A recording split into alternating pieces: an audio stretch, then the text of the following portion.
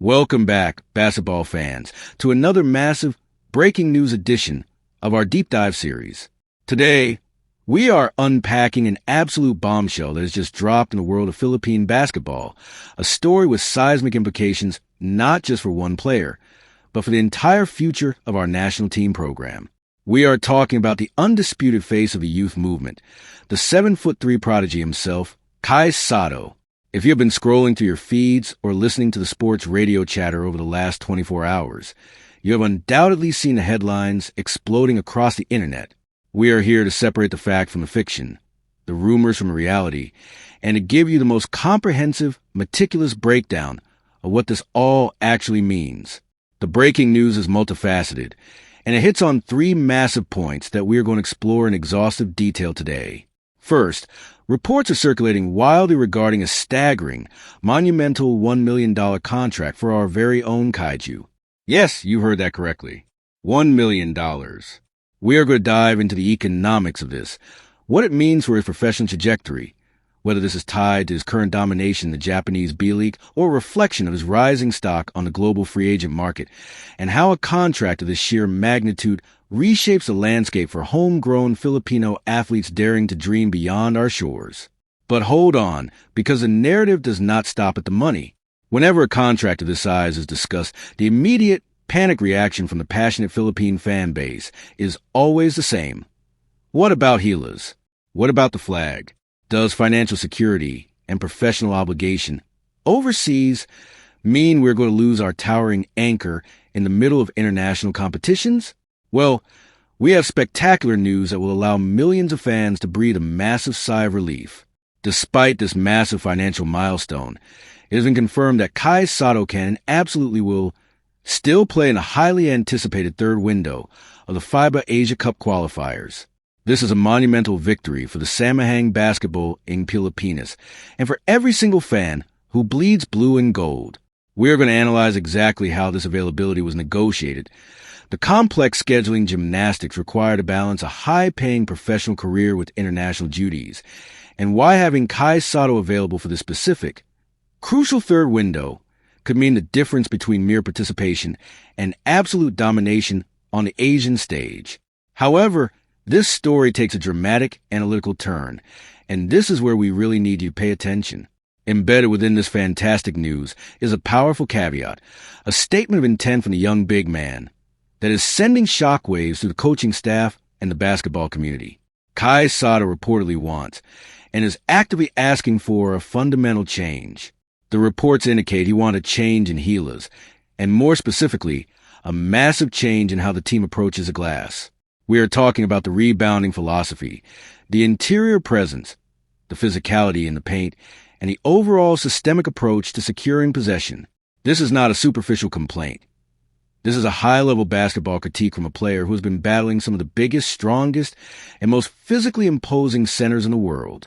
We are going to dissect exactly what this change in the glass really means. Are we talking about defensive rebounding schemes?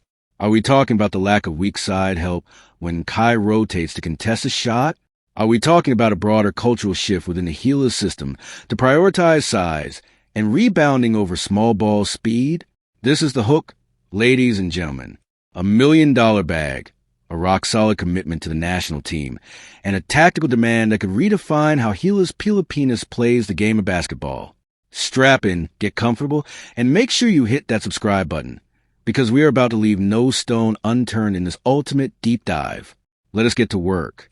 Let us begin this extensive analysis by tearing into the first and arguably most eye-catching component of this news, the $1 million contract. To truly understand the gravity of a seven-figure deal for a Filipino basketball player, we have to look at the historical context. For decades, the pinnacle of financial success for a local player was securing a max contract in the Philippine Basketball Association. But the global basketball economy has shifted dramatically, and KAISO has been at the absolute forefront of this revolution. From his early days fielding offers from European giants like Real Madrid, to his bold decision to join the NBA G League Ignite program, to his development stints in the Australian NBO, the Adelaide 36ers, and now his incredible, dominant run in the Japanese B League, Kai has constantly pushed the boundaries of his own market value. A $1 million contract is not just a paycheck. It is a profound validation of his skills, his potential, and his immense commercial drawing power. In the modern basketball landscape, especially in highly competitive leagues like the B-League, imports and Asian quota players are scouted with ruthless efficiency. Teams do not hand out seven-figure deals based on potential loan. They demand immediate, tangible production. Kai has delivered that. He has transformed his body, adding critical muscle mass to anchor the paint. He has refined his offensive toolkit, showcasing an incredibly soft touch around the rim, a reliable mid-range jumper, and an expanding basketball IQ that allows him to read double teams and pass out the post with the vision of a seasoned veteran. This contract is a testament to his rim protection, where his sheer wingspan alters the entire geometry of court, forcing opposing guards to completely abandon their penetration plans. We must also acknowledge the massive off-court value Kai brings. He carries the weight, the viewership, and the fierce loyalty of an entire nation. The jersey sales, the social media engagement, the international broadcasting rights. These are all baked into that $1 million valuation. But more importantly, this sets a new benchmark. It tells the next generation of young, aspiring Filipino players that the path to generational wealth and elite competition does not only run through traditional domestic routes. The world is watching, and the world is willing to pay top dollar for elite, homegrown Filipino talent. Now, let us seamlessly transition into the second pillar of this breaking news: Kai's availability for the third window of the FIBA Asia Cup qualifiers. Whenever a player signs a massive contract, there's an inherent tug-of-war between the professional club paying his salary and the national federation demanding his services. FIBA windows are notoriously disruptive to professional league schedules. We have seen countless instances worldwide where top-tier players are forced to sit out international duty because of club commitments, injury preservation, or insurance complications. The fact that KAISO's camp, his professional club, and the Samahang Basketballing Pilipinas have navigated this diplomatic minefield to ensure his availability is nothing short of a masterclass in negotiation. Why is this third window so critical? If we look back at the recent iterations of Gilas Pilipinas, the disparity between the team with KAISO and the team without him is glaring. Against powerhouse nations like Australia and New Zealand, the sheer physicality, height, and depth of the opponents are overwhelming. In the games where Gilas struggled, the glaring vulnerability was interior defense and rim protection. Without a true seven-footer holding down the paint, opposing teams feasted on high-percentage looks inside. Kai changes all of that. His presence allows our perimeter defenders to apply much heavier pressure on the ball, knowing they have a tremendous safety net waiting at the rim. Furthermore, his availability for the third window means continuity. International basketball is largely about chemistry. You cannot just throw 12 talented individuals on a court and expect them to execute complex offensive sets or intricate defensive rotations. Kai needs these reps with guys like Dwight Ramos, Scotty Thompson, Justin Brownlee, and June Fajardo. He needs to fully internalize Coach Tim Cohn's system. Tim Cohn runs a highly structured, reading and reacting offense heavily influenced by the triangle. It requires big men who can pass, who understand spacing, and who can make split-second decisions at the high post or on the block. KAISO is tailor-made for this system, but he needs the on-court time to perfect it. His commitment to this window is a massive statement of patriotism and a crucial building block for our long-term goals, specifically the FIBA World Cup and the Olympic qualifying tournaments. This brings us to the most fascinating, analytical, and perhaps controversial part of the news: KAISO's demand for a change, specifically a change in how Gilas attacks the glass. The phrase change in the glass is profound. It is not just about grabbing more rebounds. It is a critique of a fundamental systemic flaw that has plagued Philippine basketball on the international stage for years. Let us break down the anatomy of a rebound. Rebounding is not just about height. It is about positioning, anticipation, physicality, and team-wide discipline. In recent international fixtures, particularly in grueling second halves against top-tier opponents, we have seen Gilas get brutally exposed on offensive and defensive boards. When you play world-class teams, giving up second-chance points is a death sentence. You can play a perfect 24 seconds of defense, force a contested low-percentage shot, but if you fail to secure the defensive rebound, that hard work evaporates, the defense collapses, and the opponent gets an open look. When Kai says he wants a change in the glass, he is talking about the responsibilities of all 5 men on the floor. When a shot goes up, Kai is often the primary rim protector. He is the one rotating off his man to contest the driving guard. This means he is out of position for the defensive rebound. In a sound rebounding system, the moment the big man rotates to contest, the weak side forward or guard must immediately crash the paint, put a body on the opposing big man, and secure the board. This is called crackdown or sink and fill rebounding. Too often, Gilas players have been caught ball watching. They rely entirely on Kai or June Fajardo to secure the rebound against 2 or 3 opposing players. Kai's demand is a wake-up call. He is essentially saying, I will protect the rim, I will alter the shot, but you have to have my back on the boards. Furthermore, this change in the glass extends to the offensive end. Gilas needs to punish teams for going small. If an opponent switches a smaller defender onto Kai, the entire offensive philosophy must instantly shift to feeding the post and crashing the offensive glass.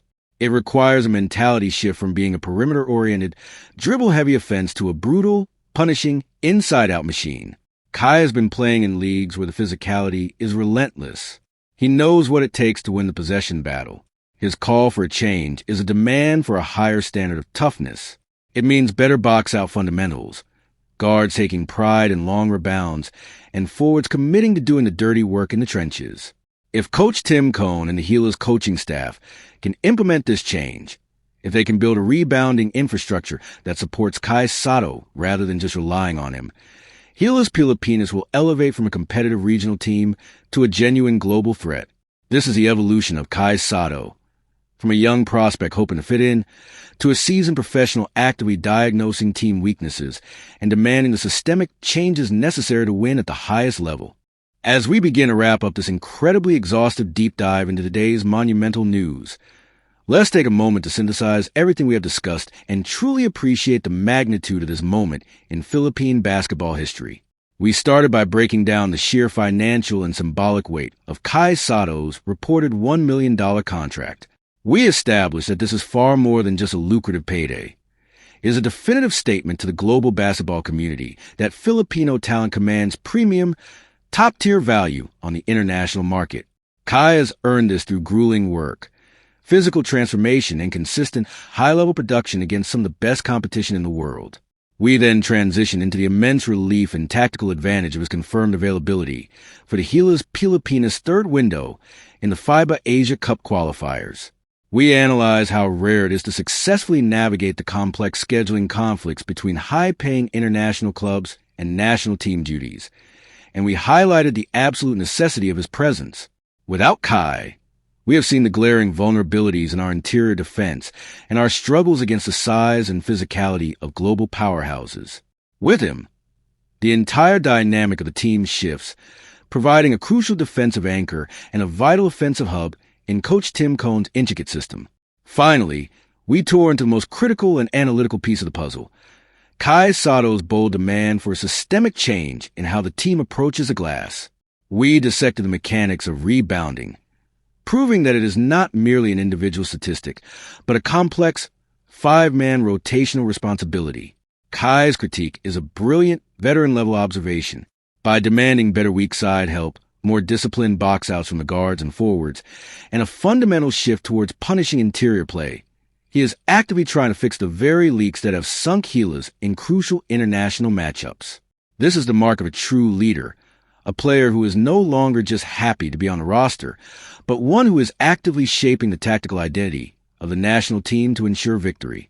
The road ahead for Gilas Pilipinas is incredibly steep. The ultimate goals, the 2027 FIBA World Cup and the 2028 Los Angeles Olympics, will require a level of execution chemistry and sheer toughness that we are only just beginning to build. But with financially secure, highly confident, and tactically demanding KAISO anchoring the middle, the foundation is stronger than it has ever been. Now, I want to turn this entire conversation over to you, the fans, the lifeblood of Philippine basketball. I want you to head down to the comments section right now and give me your most detailed analytical thoughts. What is your immediate reaction to the $1 million contract? Do you think this sets a new standard that will encourage more young Filipino players to seek development overseas? Or does it put too much pressure on Kai to deliver superhuman numbers? Secondly, how crucial do you believe this third fiber window is for building the necessary chemistry ahead of the World Cup? And most importantly, I want your take on Kai's demand for a change in the glass. Do you agree that our guards and forwards need to do a much better job of team rebounding? Who do you think needs to step up the most to support Kai in the paint? Is it Carl Tamayo? Is it AJ Edu when he is fully healthy? Is it the guards committing to longer rebounds? I read every single comment, and I want to see a high-level basketball debate down there. If you appreciated the depth of detail and the relentless analysis in this video, please do me a massive favor and smash that like button. It genuinely helps push this content out to more passionate basketball fans around the world. If you haven't already, hit subscribe and ring that notification bell so you never miss out when we drop these comprehensive breakdowns. We are going to be tracking Kai Sato's journey, the Gilas Pilipinas campaign, and every major development in the basketball world with this exact level of scrutiny. Thank you so much for spending your time with me today, for your passion for the game, and for supporting the channel. Stay loud, stay proud,